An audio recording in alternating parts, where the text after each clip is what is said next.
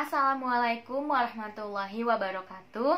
Waalaikumsalam warahmatullahi wabarakatuh. Selamat datang di Dimensi Anak episode pertama. Jadi Dimensi Anak adalah wadah untuk berbagi keilmuan seputar tumbuh kembang anak dari berbagai sudut pandang.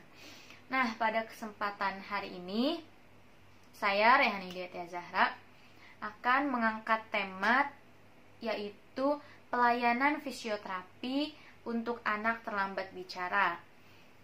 Tentunya bersama narasumber yang kompeten di bidangnya. Di sini sudah ada bersama saya Ibu Intan Rahmatin, AMDFT SPD. Halo Ibu Intan. Halo Pak Hani. Apa kabar Bu Intan? Baik, alhamdulillah. Alhamdulillah. Jadi sebelum kita lanjut bincang-bincang lebih jauh lagi, saya akan memperkenalkan secara singkat sebenarnya siapa Ibu Intan ini ya teman-teman. Jadi Ibu Intan adalah owner dari Pusat Tumbuh Kembang Anak YaMedSmart Indonesia. Beliau juga fisioterapis anak dan owner dari Sekolah Intan Elok Indonesia, yakni sekolah tahfiz berbasis terapi bagi anak berkebutuhan khusus. Dan terakhir yang gak kalah pentingnya, beliau juga lulusan fisioterapis dari Universitas Indonesia angkatan tahun 2000. Benar Bu Intan? Ya, betul sekali. Oke, tanpa berlama-lama lagi, langsung saja saya akan menanyakan beberapa pertanyaan nih untuk Bu Intan. Yang pertama adalah, mungkin ini pertanyaan yang paling mendasar sebetulnya, tapi masih banyak yang belum paham betul nih, atau masih banyak yang suka bingung, yakni untuk pelayanan anak dengan terlambat bicara, dengan keterlambatan bicara, umumnya yang kita ketahui adalah dengan melakukan terapi wicara nih. Tapi yang saya ketahui, yang saya dengar-dengar nih, pelayanan fisioterapi untuk anak terlambat bicara ternyata nggak kalah pentingnya ya Bu Intan. Ya, betul sekali Rayhan. Nah, boleh diceritakan sedikit Bu Intan, jadi sebenarnya dari sudut pandang fisioterapi terhadap anak dengan keterlambatan bicara itu seperti apa? Ya, bagus sekali pertanyaannya Hani. Jadi memang kalau kita bicara untuk penanganan anak berkebutuhan khusus, itu harus melibatkan tim. Jadi kita tidak bisa bekerja sendiri-sendiri. Untuk kali ini temanya kan bagaimana penanganan untuk anak keterlambatan bicara. Ini juga memerlukan tim, mulai dari dokter sampai ke tadi disebut Terapi wicara sampai dengan terapi wicara. Kita harus libatkan dokter, apalagi jika kasus anak keterlambatan bicara ini ada riwayat medisnya, mungkin ada infeksi dari saluran pendengarannya, atau nanti anak memerlukan tes BERA. Nah, ini harus dilibatkan tim dokter, baru nanti dari dokter bisa dirujuk ke fisioterapi. Kenapa dirujuk ke fisioterapi? Karena bisa jadi ada kelemahan pada otot-otot oral motornya. Jadi sebagai fisioterapis anak harus paham betul tentang perkembangan anak secara holistik. Kenapa holistik? Holistik itu menyeluruh. Jadi mulai dari motorik kasar, motorik halus, bicara, bahkan sampai kemampuan sosialisasi anak sesuai usianya. Jadi apa tugas fisioterapis? Tugas fisioterapis itu harus menstimulasi dan melatih anak yang mengalami keterlambatan perkembangan dengan cara membantu anak meningkatkan kekuatan koordinasi, dengan cara meningkatkan kekuatan otot, koordinasi, kemudian keseimbangan, serta membentuk pola gerakan yang baik sehingga mandiri dalam aktivitasnya. Nah, untuk anak keterlambatan bicara, fisioterapis nanti akan melihat perkembangan motorik oralnya. Di sini mulai dari rahang, kemudian bibir, lidah, gigi, pipi, dan otot-otot sekitar wajah. Ini harus distimulasi dan dilatih kekuatan otot-ototnya, karena kekuatan otot-otot itu nanti akan mempengaruhi pergerakan dan koordinasi. Jadi kalau kekuatan ototnya sudah oke, pergerakan dan koordinasi juga sudah oke, itu akan menjadi struktur yang sangat penting untuk produksi bicara anak.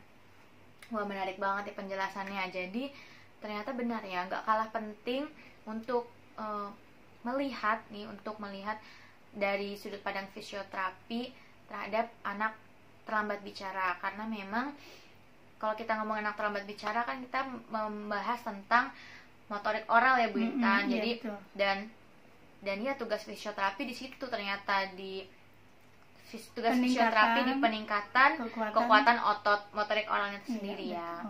Oke. Berikutnya nih yang kedua yang ingin saya tanyakan, apakah ada prinsip-prinsip yang harus diperhatikan nih dalam sudut pandang fisioterapi untuk pelayanan anak dengan terlambat bicara? Nah, begini, kan tadi sudah saya jelaskan ya Hani ya, bahwasannya fisioterapis itu lebih menekankan pada penguatan otot-otot motorik oralnya. Nah, di sini kita harus paham prinsip dasar perkembangan motorik oral pada anak. Pada tubuh. Nah, diantaranya ya, bayi yang diberikan ASI ya, itu mempunyai perkembangan motorik oral yang lebih baik dibandingkan bayi dengan diberikan DOT, jadi menyusu pakai DOT. Kemudian ya, perkembangan motorik oral ini mulai berkembang dari lahir sampai dengan usia 3 tahun. Nah, perkembangan motorik oral ini dipengaruhi juga oleh riwayat empati dan perilaku makan anak yang benar. Maksudnya gini, misalnya makanan anak selalu di blender. Jadi ada beberapa orang tua yang katanya kasihan anaknya. Jadi sampai dengan usia 2 tahun, usia 3 tahun, anak selalu diberikan makanan yang di blender dulu atau dihaluskan dulu, dilembutkan dulu gitu kan. Maka motorik oral anak ini tidak akan terbentuk kematangannya, kekuatannya. Sehingga nanti ini berpengaruh pada keterlambatan bicara anak. Maka gradasi itu penting. Gradasilah makanan anak mulai dari yang lembut, yang halus sampai dengan yang keras. Kenapa ini penting? Ini penting untuk kekuatan otot motorik oralnya. Jadi nanti anak akan terlatih untuk menggigit, memotong, bahkan sampai mengunyah. Karena kan usia 1 sampai dengan 1,5 tahun itu anak sudah mampu untuk mulai mengunyah.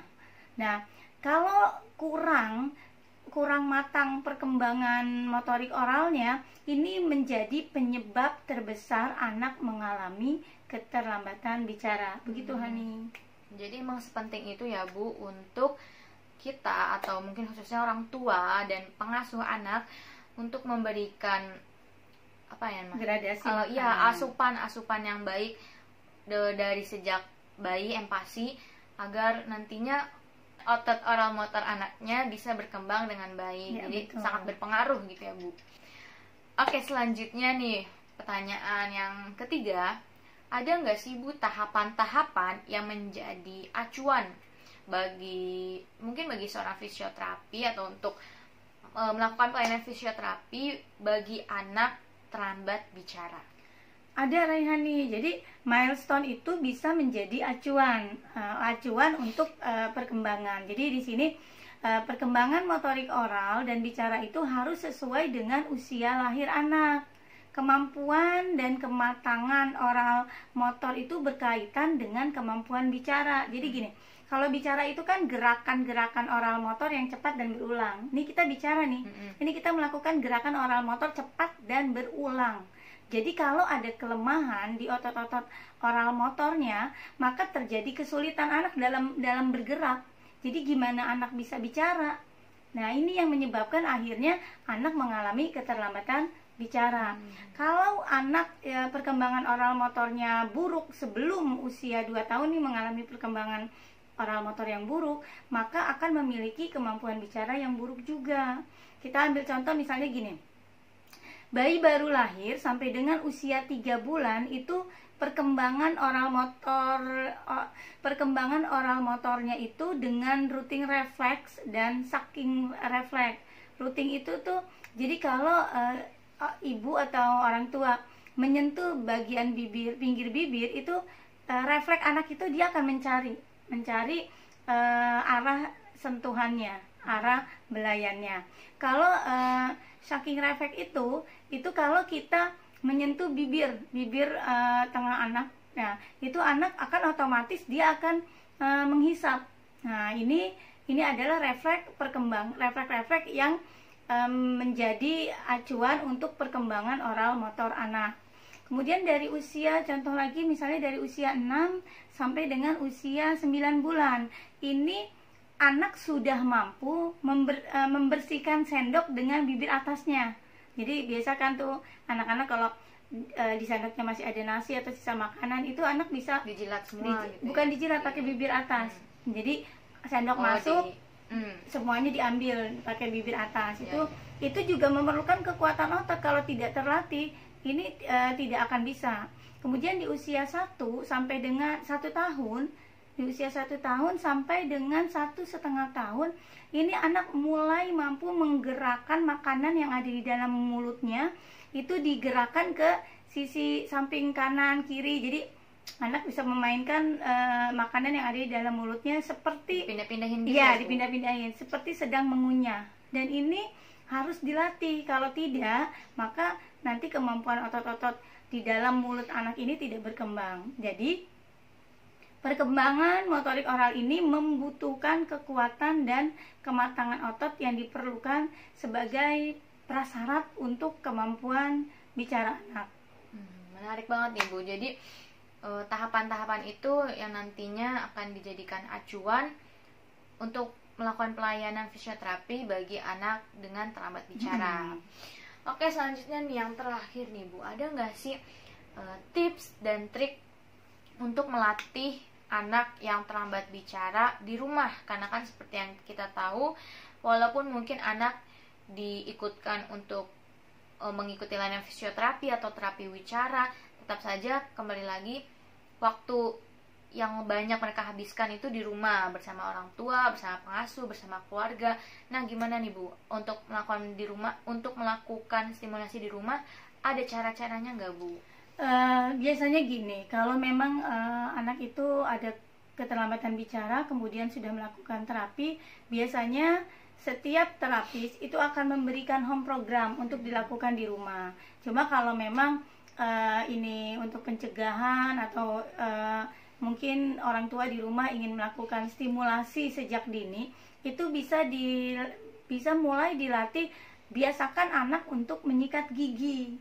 Jadi latih penguatan otot-otot motorik oral anak itu bisa dengan menyikat gigi, kemudian melakukan pergerakan-pergerakan lidah, misalnya lidah menempel di bibir atas. Orang tua atau teman-teman bisa memberikan di sini makanan kesukaan anak, misalnya madu, es krim, taruh di sini sedikit. Minta anak untuk menjilat, kemudian taruh di sini, jilat-jilat es krimnya. Jadi pergerakan lidah bagian bibir atas, kemudian lidah bergerak ke kiri, lidah bergerak ke kanan, atau lidah bergerak mengelilingi bagian bibir. Jadi di sini dikasih madu atau es krim, anak suruh ngejilatin. Nah, ini penting banget untuk kekuatan lidah. Kemudian pipi kita bisa belajar anak pergerakan pipi untuk kembung pipi sebelah kiri, pipi sebelah kanan. Jadi ini proses untuk melatih anak, nantinya dia bisa kumur-kumur. Nah, pada saat menyikat gigi juga yang gak kalah penting, lidah itu harus disikat untuk melatih agar anak bisa cepat bicara. Kemudian lakukan juga pemijatan mulai dari bagian leher, kemudian bibir, pipi ya. Ini bagus banget untuk stimulasi taktilnya juga. Kemudian kekuatan otot-otot oral motornya juga akan terbentuk. Kemudian yang gak kalah penting, gradasi makanan anak sesuaikan dengan usianya. Jadi agar anak belajar menggigit, memotong, mengunyah. Nah, mulailah dari makanan yang halus, yang lembut, yang sedang, sampai dengan makanan yang keras dan anak bisa belajar mengunyah, memotong, menggigit. Kemudian ajarkan anak bagaimana menyedot, tetapi ini sebetulnya bisa dengan bermain, meniup, menyedot, kemudian kumur-kumur, kemudian anak meludah.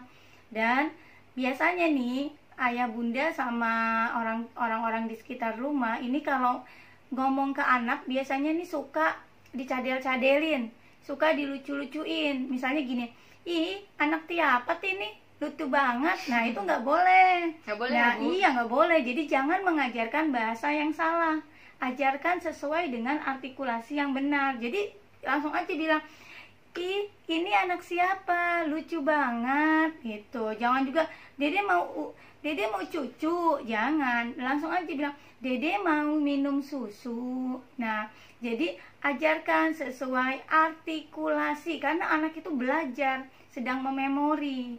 Kemudian stimulasi dengan menjalin komunikasi sesering mungkin. Ajak anak bicara. Mungkin awalnya anak hanya akan ngeliatin aja, tapi itu sebetulnya anak mulai memahami, mulai mememori. Ajak anak bicara, kemudian ajak anak bernyanyi, membacakan cerita, dan bahkan pancing anak untuk bisa bercerita. Nah itu kalau semuanya dilakukan, dan rumah jangan selalu sepi, karena kalau rumah sepi itu kurang stimulasi. Dan yang terakhir yang gak kalah pentingnya, stop gadget atau TV, elektronik dan sejenisnya. Mungkin niat awal orang tua mengenalkan gadget atau memberikan gadget kepada anak itu niat awalnya mengenalkan teknologi, tapi hati-hati jangan sampai akhirnya berbalik malah menghambat tumbuh kembang anak, terutama menghambat keterlambatan bicara pada anak, karena gadget itu salah satu yang bisa menghambat perkembangan bicara pada anak ya.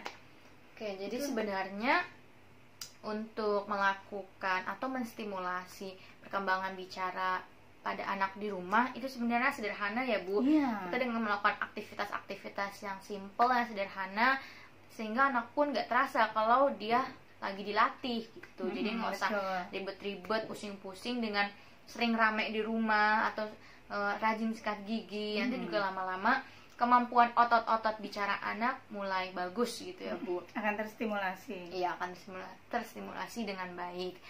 Oke, kita udah di ujung pembahasan nih ya Bu Intan. Iya. Untuk teman-teman jangan stop videonya dulu, karena kita akan mengadakan kuis seputar materi pada kesempatan kali ini. Kuis ini berhadiah buku ya Bu Intan? Iya betul, ya. Berhadiah buku. Berhadiah buku untuk 2 orang pemenang yang bisa menuliskan jawaban paling cepat dan juga tepat. Jadi selain cepat harus juga benar ya jawabannya untuk 2 orang pemenang. Pertanyaannya ada 2, gampang banget. Hadiahnya dulu, Hani. Hadiahnya ini buku, judulnya Selaksa Cinta untuk Ananda. Oh iya. Nah, buku ini ditulis oleh para guru, terapis, karyawan, dan staf dari Yamed Smart Child Development Center di masa pandemi COVID-19.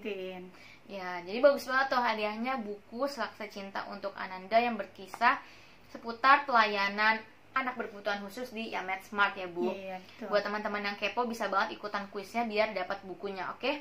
Jadi pertanyaannya ada 2, gampang banget. Yang pertama, sebutkan 2 refleks perkembangan oral motor pada bayi yang baru lahir. Itu yang pertama ya. Yang kedua, sebutkan bagian-bagian tubuh yang termasuk motorik oral. Tadi udah pada nyimak dong, itu gampang banget nih dua-duanya.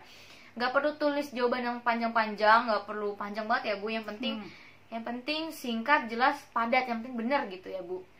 Nah jangan lupa komen di bawah, komen di kolom komen Instagram nih di IGTV ya.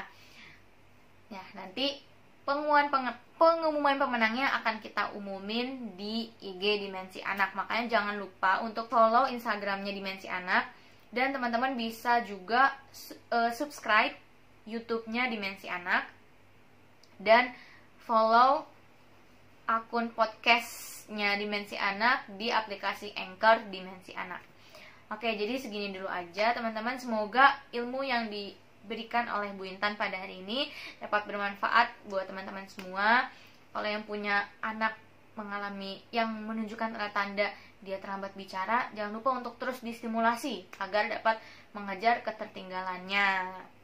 Oke, terima kasih bagi yang sudah menyaksikan ataupun mendengarkan di podcast. Sampai jumpa di pembahasan dimensi anak berikutnya. Dah. Assalamualaikum.